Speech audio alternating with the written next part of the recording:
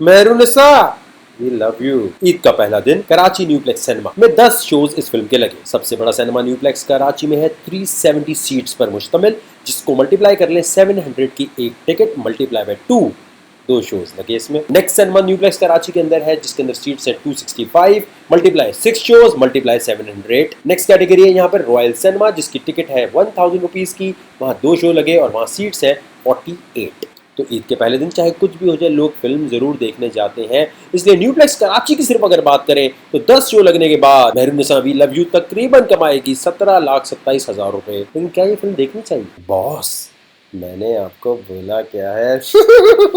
मेरा नाम वक्कार सका है और मैं एक ऐसा शो शुरू करने जा रहा हूँ जिसमें मैं आपको रिव्यू दिया करूंगा हर उस चीज का जो पाकिस्तान में लॉन्च हो रही है। क्या आपको उस पर पैसा लगाना चाहिए? क्या आपको वो प्रोडक्ट देखने जाना चाहिए? क्या वो प्रोडक्ट घर में लेकर आनी चाहिए? या फिर आपको उस प्रोडक्ट के लिए एक ही बात बोलनी चाहिए, ट्रिमर लाओ। क्या आपको इस फिल्म को देखने जाना चाहिए? क्या इस पे खर्चा करना चाहिए? ये वाली बात वकार ज़का क्यों बता रहा है? इसलिए कि सोशल मीडिया पे इस वक्त जितने लोग भी रिव्यूज लिख रहे हैं, जाके सिर्फ उनके नाम पे क्लिक करें, जाके सिर्फ उनकी प्रोफाइल देखें। क्या उन्होंने पाकिस्तानी शोबिस के अंदर कोई भी ऐसी प्रोडक्ट बनाई है, कोई भी कॉन्ट्रीब्यूशन ऐसा किया है जो आवाम ने पसंद किया हो? घंटा। तो जिसने कभी कोई चीज़ बनाई नहीं है मेरे भाई, तो वो किसी के बारे में रिव्यू क्या दे सकता है? तो वकार ज़का भी तो सिर्फ एक होस्ट है यार, उसने आज तक क्या बनाया खुद? अगर आप ऐसा सोचते हैं तो बहुत बड़े लिविंग ऑन द एज ये निशान ही काफी है। पाकिस्तान का पहला रियलिटी शो मेरे भाई जो दुनिया भर में मकबूल हुआ। अलीफ राजा का शो नहीं था वो, कैसा दुनिया भर में, लेकिन मकबूल नहीं हुआ था, दुनिया भर में व्यूज नहीं था उसके। लिविंग ऑन द एज वकार ज़का खुद डायरेक्ट करता था, खुद प्रोड्यूस करता था, बैकग्राउंड म्यूजिक खुद करता था, होस्ट भी खुद करता था। एक्सपोज्ड, एक ऐसा शो जिसने सारे न्यूज चैनल्स को एक ऐसा फॉर्मेट दिया जो आज हर कोई फॉलो करता है। टारगेट आज टीवी पे, सरेआम AR1 न्यूज पे। किसने शुरू किया?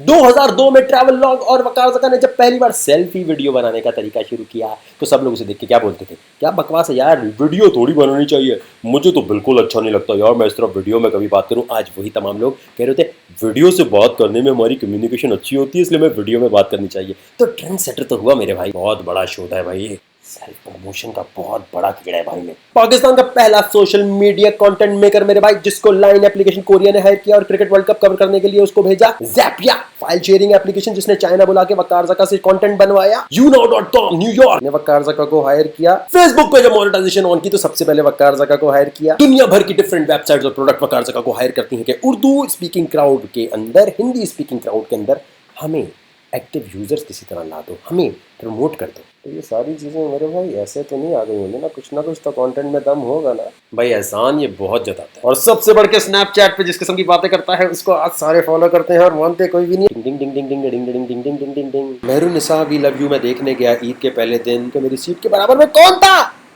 नूनी अंसारी। उनकी कोनी मेरी कोनी, I mean elbow touching elbow हो रही थी और क्या फीलिंग आ रही थी। कभी खुशी कभी गम। मेहरुनिसा वी लव यू की स्टोरी क्या है कि दानिश तैमूर साहब चाइना से कराची आए हैं और एक ऐसे इलाके में आए हैं जो बिल्कुल गंदा, घटिया, बिल्कुल ऐसा गंदा है कि उसकी वायरें, एक एक खंबा, एक एक खड्डा गौर से दिखाया जा रहा है कि बुरा है, बुरा है, बुरा है। बार बार डायरेक्टर दिखाया जा रहा है। डायरेक्टर कौन है इसका?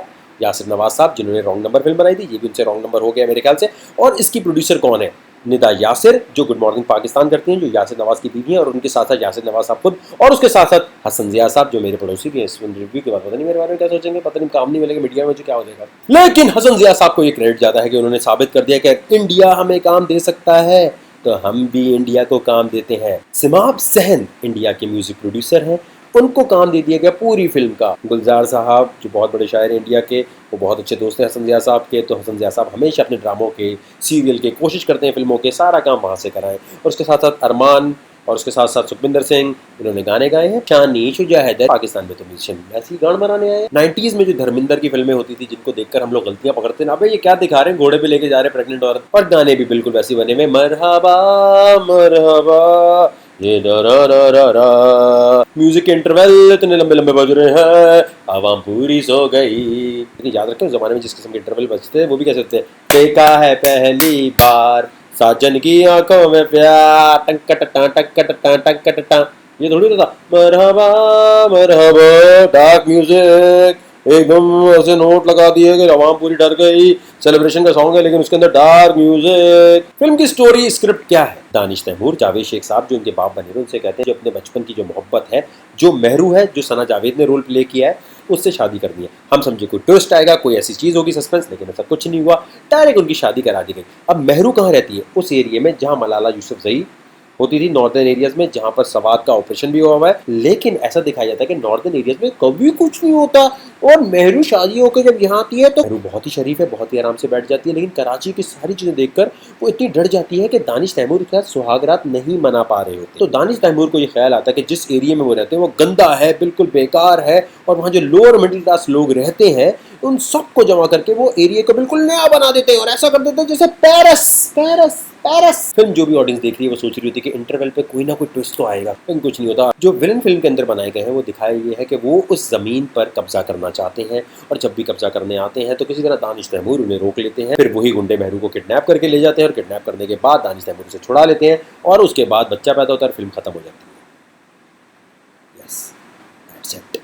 हाँ, नहीं, एक चीज उसमें दिखाया ये है कि मेहरू का जब बच्चा पैदा होता है दानिश तैमूर से गोद में उठाते हैं, गोद में लेके जाते हैं, और आजकल के दौर में भी घोड़े पे बैठ के जा रहे हैं। खैर बात ये है, हम लॉजिक्स पे नहीं जा रहे।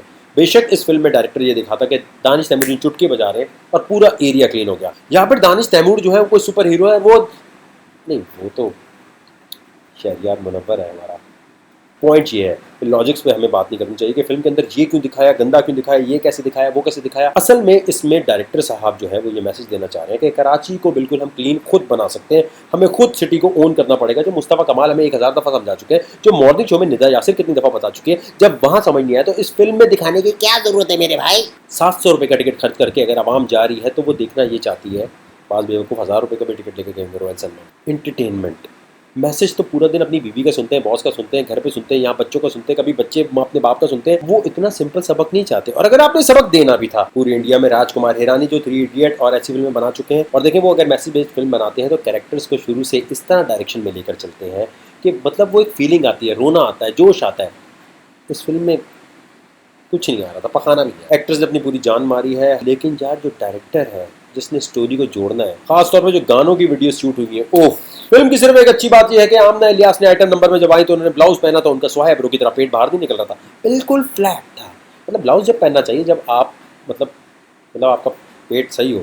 आमना इलियास की लुकिंग ऑसम। अब बात ये होगी, अरे भाई ऐसी फिल्में बनाते तो कैसी बनाते यार। अगर आपने ये दिखाना है कि कोई लड़की कराची आई है और कराची का माहौल उससे सही नहीं लग रहा, तो आप दिखाते हैं कि दानिश तैमूर जो है चाइना से एक लड़की लेकर आया है, जब वो शादी करके लाया तो हमारे माहौल में एडजस्ट नहीं कर पा रही, उसे उर्दू सीखनी है। कराची में बम धमाके और ये तमाम चीजें गंदगी देख के वो परेशान हो रही है। नॉर्दर्न एरिया से जहां मलाला यूसुफजई और मैंने जैसे पहले बताया सवात ऑपरेशन हो चुका है, वहां से जाने वाली लड़की, मतलब जो देखने वाले हैं ना उनको अजीब लग रहा था। फिर मैं कह रहा हूँ कि भाई आप चुटकी बजाते हर चीज क्लियर हो जाए, चुटकी बजाएं, आप कोई भी फैंटेसी दिखा दें, लेकिन यार फिल्म में मजा नहीं आ रहा। पाकिस्तानी सलमान सपोर्ट करें भाई, क्या सपोर्ट करें, क्या बोले। अगर बुरी चीज भी बन रही है अच्छा बोलते रहे। मेरी रिक्वेस्ट ये कि जीवा फिल्म सैयद नूर से मिल जाता है। सैयद नूर साहब ये क्या ला रहे हैं। और शेरोज भाई आपने मतलब, लेकिन जो लोग पोस्ट कर रहे हैं इस्लाम के मुताबिक ये फिल्म नहीं है, फिल्म जो है इस्लामिक कल्चर। यार इस्लामिक कल्चर क्या होता है? इस्लामिक शोबिस कोई चीज़ नहीं होती। इस्लाम और शोबिस अलग अलग चीज़ें हैं, प्लीज़ इसको नहीं मिलाया करो। लेकिन आवाम ये इसलिए बोल रही है, मेरे ख्याल से उनको समझ नहीं आ रहा कि हमें बुराई करनी है तो हम बुराई कैसे करें। सीधी सी बात है, आप बोले हमें मज़ा नहीं आया, हमें इंटरटेनमेंट नहीं मिली, लेकिन इस्लाम को फिल्म के साथ जोड़ना गलत बात है।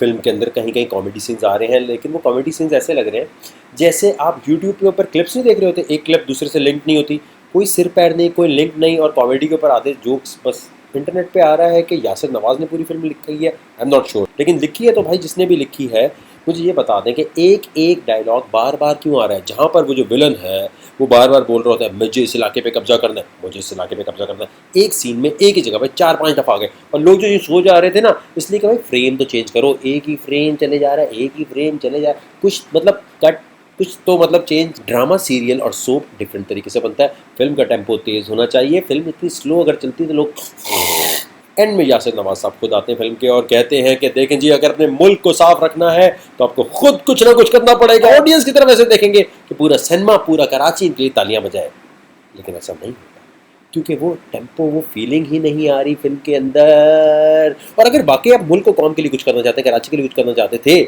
जैसे आप कह रहे हैं मैसेज दे रहे हैं, तो आप यही पैसा जो फिल्म पे लगा है ये कराची के किसी एरिया पे लगा देते, वो पूरा एरिया सही हो जाता भाई। कहने का मतलब ये है, पहले फार्मूला एंटरटेनमेंट फिल्म जो बनाए ताकि पैसे आने लग जाए, आवाम खुश होने लग जाए, उसके बाद आर्ट और ये मैसेज बेस्ड फिल्में बनाए। या अगर बहुत ज़्यादा शौक है तो शर्मीन बाजी को फ़ोन करें, बोले ऑस्कर के लिए मैं अप्लाई करना चाह रहा हूँ, कराची की सफाई पे एक फिल्म बनाई है मैंने।